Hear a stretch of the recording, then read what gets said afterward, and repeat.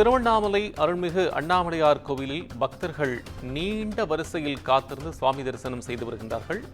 விவரங்களுடன் செய்தியாளர் மணிகண்டன் இணைப்பில். மணிகண்டன், உங்கள் விவரம். வணக்கம் கோபால். உலக பிரசித்தி பெற்ற பஞ்சபூத ஸ்தலங்களில் அக்னி ஸ்தலமாகவும் நினைத்தாலே முக்தி தரும் ஸ்தலமாகவும் விளங்கக்கூடிய திருவண்ணாமலை அருள்மிகு அருணாச்சலேஸ்வரர் திருக்கோயிலில் கடந்த ஒரு வாரத்திற்கு முன்பாக திருக்கார்த்திகை தீபத் திருவிழா மிகவும் கோலாகலமாக நடந்து முடிந்தது. தொடர்ந்து இன்று ஞாயிற்றுக்கிழமை விடுமுறை என்பதாலும் திருக்கார்த்திகை தீபத் திருவிழா காணாத பக்தர்கள் இன்றும் ஏராளமான பக்தர்கள் அதிகாலை முதலே பல்லாயிரக்கணக்கான பக்தர்கள் நீண்ட, அதாவது 1 கிலோமீட்டர் தூரத்திற்கும் மேலாக நீண்ட வரிசையில் காத்திருந்து 6 மணி நேரத்திற்கும் மேலாக அண்ணாமலையாரை தரிசனம் செய்து வருகின்றனர்.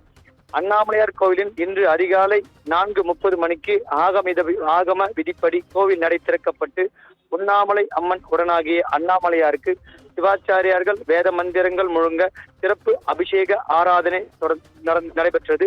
தொடர்ந்து அதிகாலை முதல் பக்தர்கள் கிழக்கு திசையில் அமைந்துள்ள ராஜகோபுரம் நுழைவாயில் வழியாக நீண்ட வரிசையில், அதாவது திருமஞ்சனம் கோபுரம், ராஜகோபுரத்திலிருந்து திருமஞ்சனம் கோபுரம் வழியாக உள்ள அந்த பாதையில் சுமார் 1 கிலோமீட்டர் தூரத்திற்கு காத்திருந்து 6 மணி நேரத்திற்கு மேலாக காத்திருந்து அண்ணாமலையார் உடனாகிய உண்ணாமலை அம்மனை தரிசனம் செய்துவிட்டு பின்னர் திருமஞ்சனம் கோபுரம் வழியாக வெளியே செல்கின்றனர்.